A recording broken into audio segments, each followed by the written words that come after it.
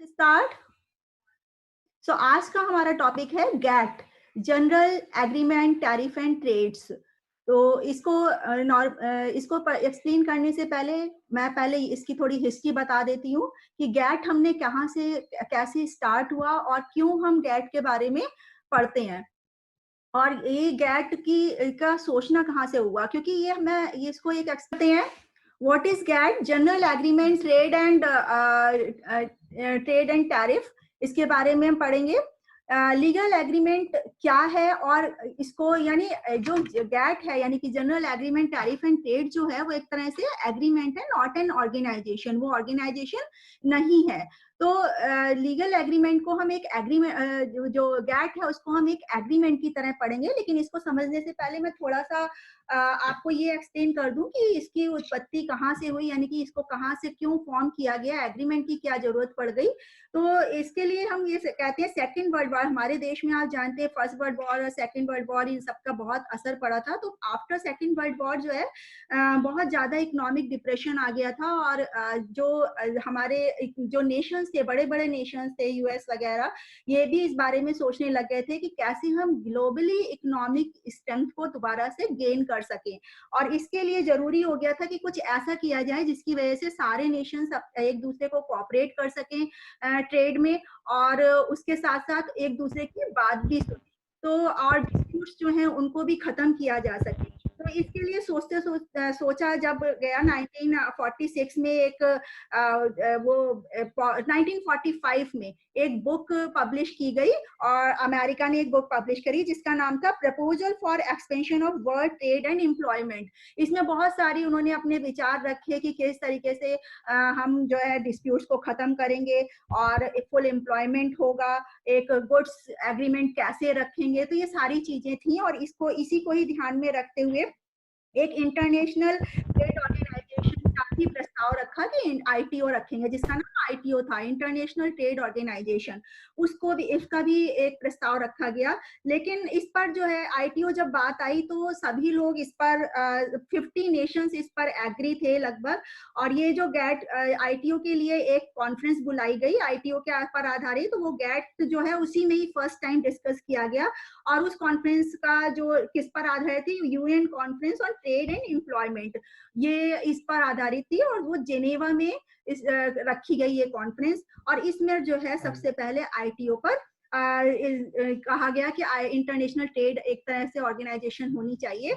और लेकिन इसमें 53 जो नेशंस थे वो इन सब बातों से एग्री हो गए और उन्होंने कहा कि ठीक है हम आईटीओ को इस्टेब्लिश कर लेते हैं। लेकिन बाद में काफी कुछ विचार विमर्श करने के बाद जो मेन जो इसका हेड थे या कैंडिडेट था, नेशन थे, कि जो यूएस अमेरिका ने अपने हाथ सिकोड़ लिए और उसने जो है विड्रॉ कर लिया, जिसकी वजह से फिर आईटीओ का इस्टेब्लिशमेंट नहीं हो पाया। और कुछ लोग इसके एग्री भी नहीं थे इस प्रस्ताव से, तो इसलिए और भी जो है ये आईटीओ की इस्टेब्लिशमेंट नहीं हो पाया। लेकिन नीड तो बहुत थी क्योंकि वर्ल्ड बैंक एंड आईएमएफ तो ये इस्टेब्लिश कर दिए गए थे, लेकिन उनका मेन काम था, वो एक तरह से मॉनेटरी ऑर्गेनाइजेशन थे, मॉनेटरी फंड को देने के लिए बस काम करते थे। लेकिन ऐसी कोई ऑर्गेनाइजेशन नहीं थी जिसकी वजह से लोगों को बेनिफिट हो, यानी नेशंस को बेनिफिट हो और वो काम अच्छी तरीके से कर सके। तो ऐसे समय में जरूरी पड़ गया कि हम एक तब तक के लिए हम एक एग्रीमेंट बना लेते हैं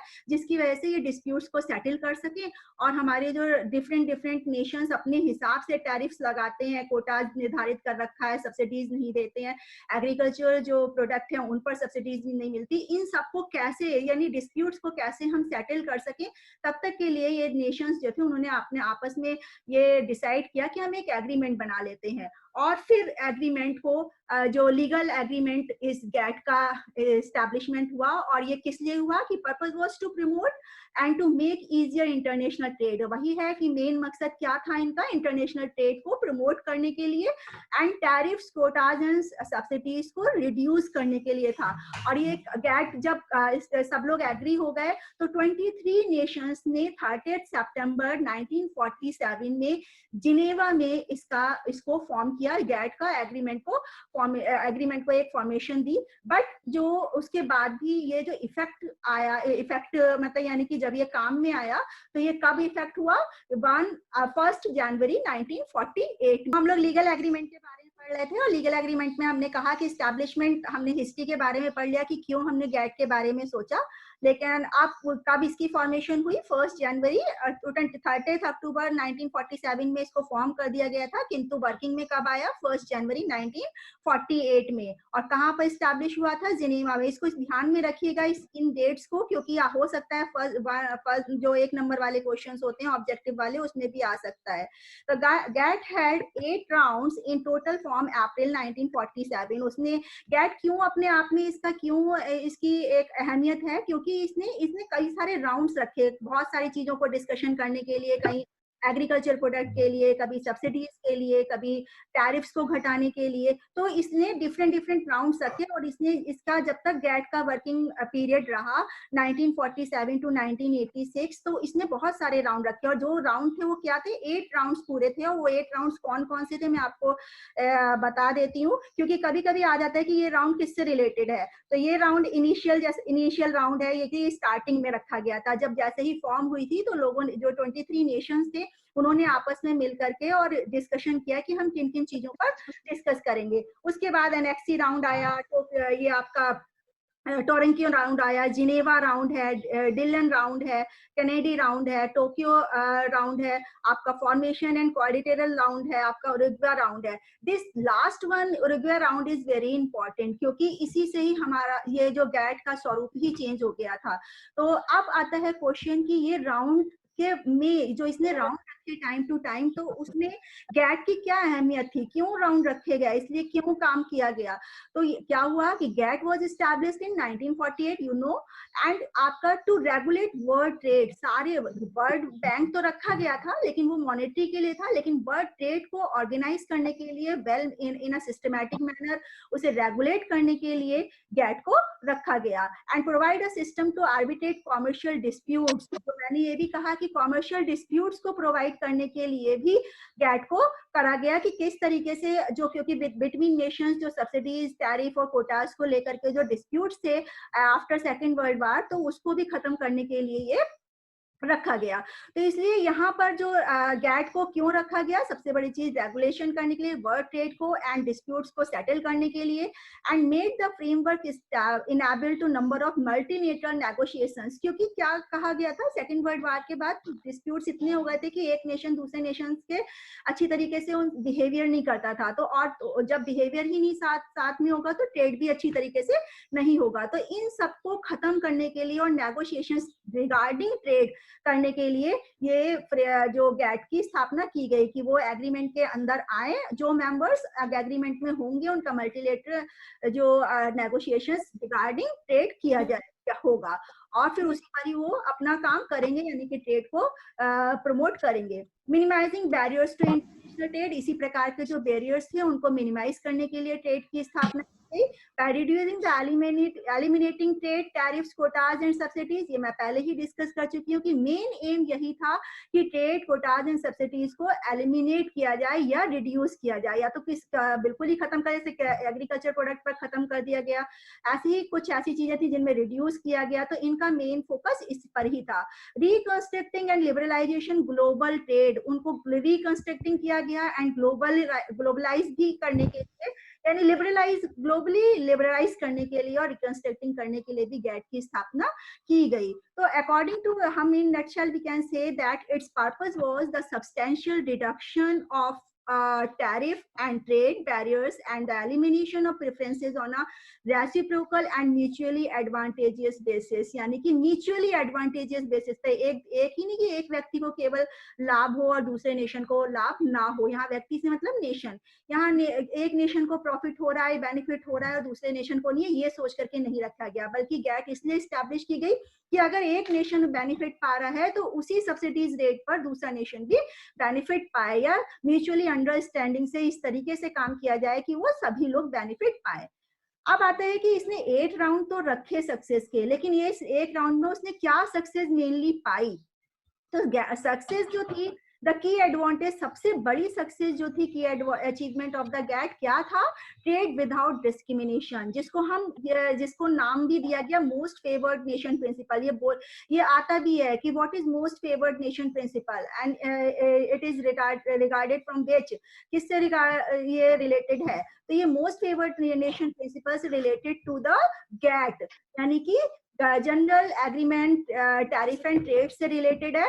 और इसका मतलब इसका मतलब क्या है ट्रेड विदाउट डिस्क्रिमिनेशन? कि जो भी पॉलिसीज सेट होंगी, जो भी सब्सिडीज सेट होंगी, या जो भी रूल्स सेट होंगे, जो भी एग्रीमेंट अगर एक नेशन के बीच में हो गया, तो वो रूल्स जो है वो सभी लोग उस चीज पर एप्लीकेबल है। सपोज एक एग्जांपल लेते कि एक नेशन अगर ये म्यूचुअल नेगोशिएशन से एक नेशन दूसरे नेशन से एग्रीमेंट में ये रख लेता है कि हम 6% सब्सिडीज पर हम इसको करेंगे, तो वो 6% की सब्सिडीज जो है वो हर व्यक्ति के, हर नेशन के लिए वही चीज एप्लीकेबल हो जाएगी। यानी हर व्यक्ति उस प्रोडक्ट को कितने टैरिफ पर, कितने उस पर करेगा? 6% पर ही करेगा। तो यानी कि वन फॉर ऑल एक तरह से कह सकते हैं, ये रूल उस पर एप्लीकेबल होता है कि एक जो रूल बन जाएगा वो उस प्रोडक्ट के लिए, वो सारे ही उसको फॉलो करेंगे सारे नेशंस। तो ट्रेड विदाउट डिस्क्रिमिनेशन, यहाँ पर मेन एम क्या था कि कोई भी ट्रेड जो भी होगा वो विदाउट डिस्क्रिमिनेशन होगा।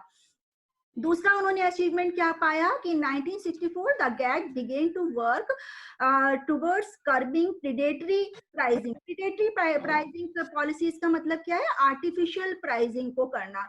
यानी कि कोई भी ट्रेड जो नेशंस थे वो क्या करते थे कि आर्टिफिशियल प्राइस अपने प्रोडक्ट का रख लेते थे और उसको क्या कम लो, आर्टिफिशियल लो में दिखा देते थे। और क्योंकि वो सोचते थे कि अगर हम लो प्राइस दिखाएंगे तो जो हमारे दूसरे कस्टमर्स हैं, यानी कि जो दूसरे नेशंस हैं, उस पर अट्रैक्ट होंगे, और उसकी वजह से, अट्रैक्ट होने की वजह से जो है उस पर उसकी डिमांड ज्यादा बढ़ेगी, और जो कॉम्पिटिटर्स हैं वो उससे हताश होंगे। तो इस तरीके से ये एक मेंटेलिटी थी जिससे प्रेडेटरी प्राइसिंग जो है वो बढ़ावा मिल रहा था। तो उसको कम करने के लिए, और इसको हम एक तरह से डंपिंग भी कह सकते हैं, और इसको कम करने के लिए गैट ने काम करना शुरू किया 1964 में, और इस पर काफी उन्होंने जो है सक्सेस पाई भी। एंड नेक्स्ट उन्होंने दूसरा काम इसी अपने ड्यूरिंग जो काम था 1947 से लेकर के 1986 में जो भी काम किया, उसमें दूसरा मोस्ट वैल्यूएबल काम क्या था कि इंटेलेक्चुअल प्रॉपर्टी में बहुत सारे इश्यूज आने लग गए थे। वो ये कहने लग गए थे कि इंटेलेक्चुअल प्रॉपर्टीज अपने मनमाने हिसाब से लोग उस पर काम करने लग गए थे। कि हर किसी ने कुछ काम किया लेकिन दूसरा उसका नाम क्रेडिट लेकर के चला गया। तो इंटेलेक्चुअल प्रॉपर्टीज में पेटेंट वगैरह आ जाता है, कॉपीराइट आ जाता है। इनका रूल्स बनाया कि किस तरीके से पेटेंट लिया जाएगा, कितने साल के लिए जाएगा, रूल्स उसी के लिए कि अगर किसी कंपनी ने इस तरीके से काम कर लिया या किसी नेशन ने कोई ऐसी इन्वेस्टिगेशन किया या कोई रिसर्च किया तो उस पर कैसे हम पेटेंट लेंगे। तो हर इंटेलेक्चुअल प्रॉपर्टीज आप सब लोग, मैंने क्लास आपका इंटेलेक्चुअल प्रॉपर्टी आईपीआर जो है वो किससे रिलेटेड होती है? कॉपीराइट, पेटेंट्स, इनसे रिलेटेड होती है। तो ये इस पर जो है जो इस पर भी काम इसके डिस्प्यूट्स को भी इसने काफी कुछ हल किया। ज्यादातर मोस्टली एग्रीकल्चर डिस्प्यूट्स जो थे उस पर भी उन्होंने गैट ने काम किया। तो इस तरीके से गैट ने अपने जो एग्रीमेंट के तरह से जो काम किया, क्योंकि इसके पास कोई पावर तो थी नहीं, ऑर्गेनाइजेशन भी नहीं थी, क्योंकि ऑर्गेनाइजेशन अगर बन जाती तो वो कुछ अच्छी तरीके से काम कर सकती थी। लेकिन गैट इस तरीके से नहीं कर पाया, क्योंकि इसके पास एग्रीमेंट की तरह ही काम था। जो लोग एग्रीमेंट से, जो नेशन बंधे हुए थे, सिर्फ वही उस चीज को फॉलो करते थे। जो नेशंस नहीं इस एग्रीमेंट से बंधे हुए थे उनको वो इस चीज को फॉलो नहीं करते थे। इस प्रकार से काफी जो एक तरह से जो डिस्प्यूट्स थे अभी भी बरकरार थे और अच्छी तरीके से उसमें सफलता नहीं मिल पाई थी। लेकिन तब भी गैट ने काफी काम किया। इसके बाद आता है कि क्या हम WTO कहाँ से आ गया? क्योंकि WTO जो है वो सक्सेसर ऑफ गैट ही कहा जाता है, क्योंकि ये एक तरह से ये भी कहा जाता है कि it is a replacement of GATT, WTO। और इसकी जरूरत क्यों पड़ी? जब रेगवा राउंड पड़ा, मैंने 8 राउंड्स बताए थे, उसमें लास्ट राउंड था रेगवा राउंड। जो रेगवा राउंड था उसकी जो काम, क्योंकि जब डिस्प्यूट सेटल होने के लिए नहीं आ रहे थे, क्योंकि इसके पास पावर नहीं थी गैट के पास, ये जस्ट एक एग्रीमेंट था और एग्रीमेंट भी उन्हीं लोग के बीच में था जो लोग इसके एग्रीमेंट के अंदर आते थे, जो लोग एग्रीमेंट म्यूचुअल एग्रीमेंट करते थे। बाकी लोग के ऊपर इस चीज को हम थोप नहीं सकते थे, इम्पोज नहीं हो सकता था कोई भी रूल्स एंड इम्प्लीमेंट जो इम्प्लीमेंट की नहीं सकती, कर ही नहीं सकते थे। तो इस तरह से इस पर WTO जो है उरिग्वा राउंड जो 8 साल चला, इसलिए इंपॉर्टेंट है कि उरिग्वा राउंड 8 साल चला था और इसमें इन्हीं सब चीजों का डिस्कशन हो रहा था कि किस तरीके से हम काम को करें कि, और ऐसी कोई अब जो ITO की पहले जो बात हुई थी इंटरनेशनल ट्रेड ऑर्गेनाइजेशन की, उसकी जगह अब हम ऐसा क्या करें, क्योंकि उस समय तो वो स्थापित हो नहीं पाया था, हमने सिर्फ एग्रीमेंट से काम कर रहे थे, लेकिन अब ज्यादा जरूरत महसूस कि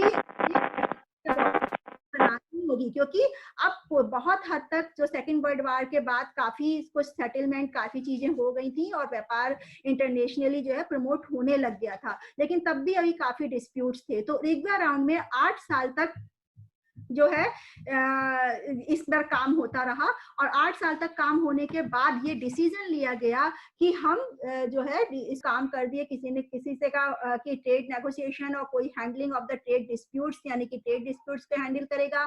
एंड वो जो फोरम है और क्या काम करेंगी, monitoring nation trade policies, trade जो पॉलिसीज हैं उनको भी मॉनिटर करेगी, उनको भी अच्छी तरीके से देखेगी कि हाँ वो ट्रेड पॉलिसीज सही है, किसी के जो हमारे वीकर जो वीक नेशंस हैं उनके ऊपर कोई प्रॉब्लम तो नहीं आ रही।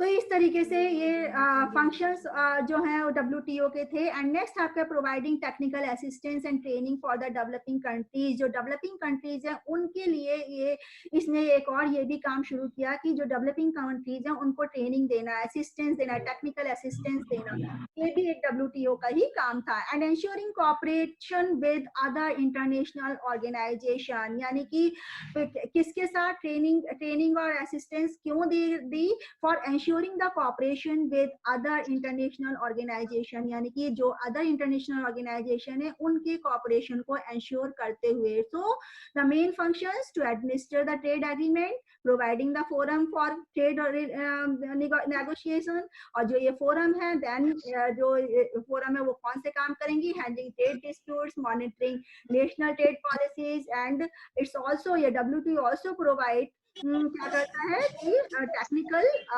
Assistance and training for the developing countries. तो ये सारी चीजें जो है WTO का करी जाती है। क्या फीचर्स हैं WTO के, यानी कि एग्रीमेंट जो गैट था उसको, वो तो एक एग्रीमेंट था, वो एक तरह से उसका बस ये एक उस प्रोसीजरल एक तरह से अस्तित्व था, लेकिन WTO एक ऑर्गेनाइजेशन के रूप में फॉर्म की गई थी। तो इसके फीचर्स क्या थे, नॉन डिस्क्रिमिनेशन। सबसे पहले मैंने ये कहा था कि गैट के सारे जितने भी उसके पॉलिसीज थी वो उसने एज इट इज उस सारे फ्रेमवर्क को अपना लिया था। तो WTO क्योंकि गैट ने ही नॉन डिस्क्रिमिनेशन वाला फॉर्मूला दिया था, तो इसका भी मेन काम क्या था वर्ल्ड ट्रेड ऑर्गेनाइजेशन का, कि नॉन डिस्क्रिमिनेशन की जो भी पॉलिसी बनाएगी वन फॉर ऑल होगी। फ्री ट्रेड, यानी कि कुछ चीजों के लिए एग्रीकल्चर वगैरह के लिए फ्री ट्रेड इसने पॉलिसीज बनाना इसका फीचर्स था कि ज्यादा से ज्यादा इस तरीके से मैनेज करना है, इस तरीके से पॉलिसीज बनानी है कि ट्रेड जो है वो फ्री हो जाए। Stability in the trading system जो है उसमें स्टेबिलिटी आए। एंड इसका WTO का और क्या फीचर्स थे कि क्या प्रमोशन ऑफ फेयर कंपटीशन, किसी प्रकार का कट थ्रोट कंपटीशन ना हो, या कोई नेशन अपनी मनमानी ना कर सके, अपने ही सब्सिडीज टैरिफ्स वगैरह को ना लगाए। तो इस तरीके से काफी कुछ डिस्कशन जो है WTO जो फेयर कंपटीशन, फ्री ट्रेड, इन सब पर उसने जोर दिया। And special concern for developing countries, और ज्यादातर जो कंसर्न था क्योंकि इसके जो मेन मेंबर्स थे वो कौन थे, हमारे जो डेवलप्ड कंट्रीज है, UE है। तो ये इन सब का मेन काम क्या था कि डेवलपिंग कंट्रीज को इस बार फोकस करना, उनको किस तरीके से आगे प्रमोट करना है फॉर ट्रेड और इकोनॉमिक डेवलपमेंट के लिए। तो मेन इसमें डेवलपिंग कंट्रीज का आगे बढ़ाना था।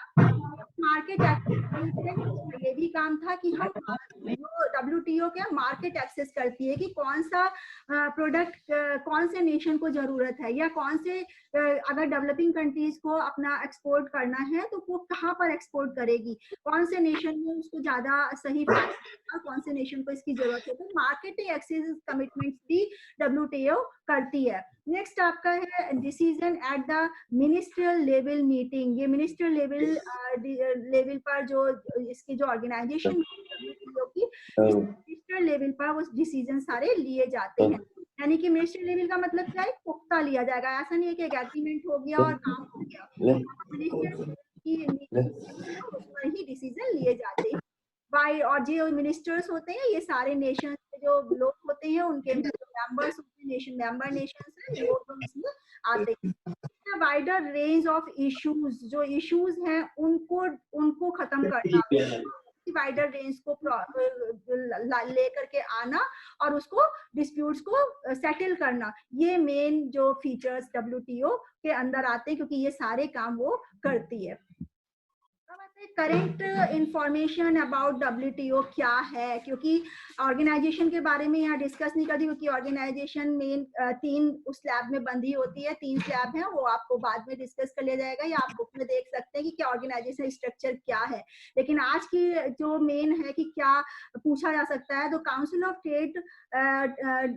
Trade in goods in responsible for the GATT and consist of all the WTO members countries, जो हमारी WTO को गवर्न करती है और उनके मेंबर्स को, और वो कौन सी है, काउंसिल फॉर ट्रेड एंड, ये आपको ध्यान में रखना होगा, वो गवर्न करती है। और एज ऑफ सितंबर 2019 अगर देखा जाए, the council chair is Uruguayan ambassador. क्योंकि इरिगवियन एम्बेसडर इसलिए कहा गया कि आज तक जो रूल्स रेगुलेशंस चल रहे हैं वो हमारे इरिगवियन राउंड के बाद ही WTO फ्रेम हुई है। तो इरिगवियन एम्बेसडर जो है वो आज के क्या है, जोस लुइस कैसला जोमेस।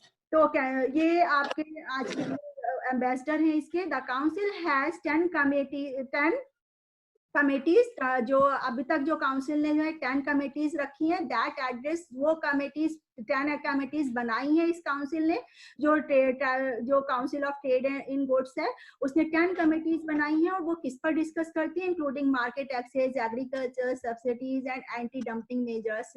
तो ये सारी चीजें जो हैं इन पर डिस्कस किया जा रहा है आज की डेट में भी, नहीं, अकॉर्डिंग टू सितंबर 2019 की ये रिपोर्ट है जो मैंने आपसे शेयर करी। अब आते हैं कि GATT और WTO में क्या अंतर है, GATT और WTO क्या है, दोनों में क्या, क्योंकि जब हम GATT को पढ़ रहे हैं और एक तरफ हम ये भी कह रहे हैं कि GATT के सारे फ्रेमवर्क जो था वो सारा एज इट इज WTO ने अपने उसको एज इट इज एक्सेप्ट कर लिया विद मॉडिफिकेशन। तो इन दोनों में क्या अंतर हुआ, ये अक्सर क्वेश्चन शॉर्ट नोट्स में भी आ जाता है आपका, और लॉन्ग में भी, लॉन्ग क्वेश्चन में आ जाता है कि what do you mean by GATT है, what do you mean by WTO and what is the difference between the GATT and WTO। तो इसको बहुत अच्छी तरीके से समझिए और इसको ध्यान में रखिएगा।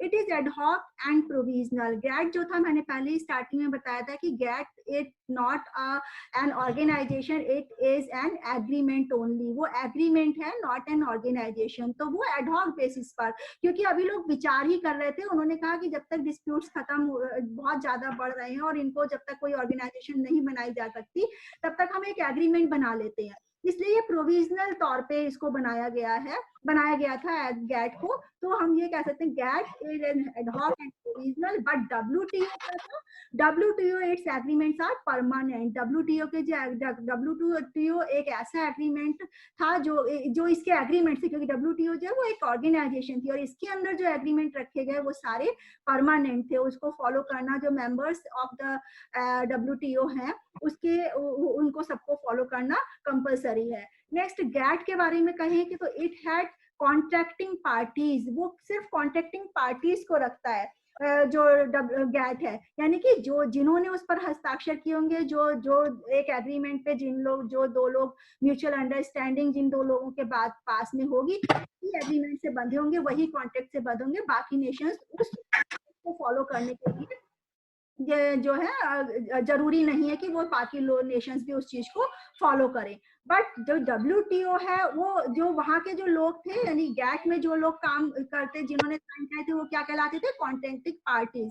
बट WTO में जिन लोगों ने साइन किए are becoming member of WTO, वो WTO के मेंबर बोलने जाने लग गए। तो यानी कि यहाँ पर हम जो लोग साइन कर रहे हैं एग्रीमेंट पे उनको कॉन्ट्रैक्टिंग पार्टीज कहते हैं, और WTO में जिन लोगों ने साइन किया जिन सिग्नेटरीज मेंबर थे उनको मेंबर कहते हैं। And it allows existing domestic legislations to continue even if it violated the agreement। यानी कि ये कह रहा है कि गैट में ये अलाउ था कि डोमेस्टिक लेजिस्लेशन यानी हर नेशन अपने डोमेस्टिक लेजिस्लेशन को फॉलो कर ले। कोई जरूरी नहीं है अगर कोई किसी ने कॉन्ट्रैक्ट दो नेशन के बीच में हुआ है सिर्फ वो एक दूसरे फॉलो करेंगे, बाकी जरूरी नहीं है कि वो दूसरे लोग भी उस चीज को कर सके। यानी कि गैट जो है उनको जरूरी नहीं कह सकता था, बना नहीं सकता था, कहता तो था कि वन फॉर ऑल हमें करना है, लेकिन वो किसी के ऊपर प्रेशर नहीं डाल सकता था कि वो अपनी मनमानी ना करें या अपने ही रूल्स रेगुलेशन जो वो nation wise nation to nation vary कर रहे हैं और नेशन के अपने जो रूल्स हैं उनको फॉलो ना करें, ऐसा वो जबरदस्ती उनके ऊपर नहीं इस चीज को थोप सकता था। तो इसलिए यहाँ पर जो है it is allowed existing domestic legislation, और जिसकी वजह से जो मेन मोटो था गैट का कि हम ट्रेड डिस्प्यूट्स को कम कर सकें, सेटलमेंट्स कम कर सकें, जो टैरिफ्स हैं उनको कम कर सकें, तो वो बहुत हद तक वो काम पर पूरा नहीं हो पा रहा था।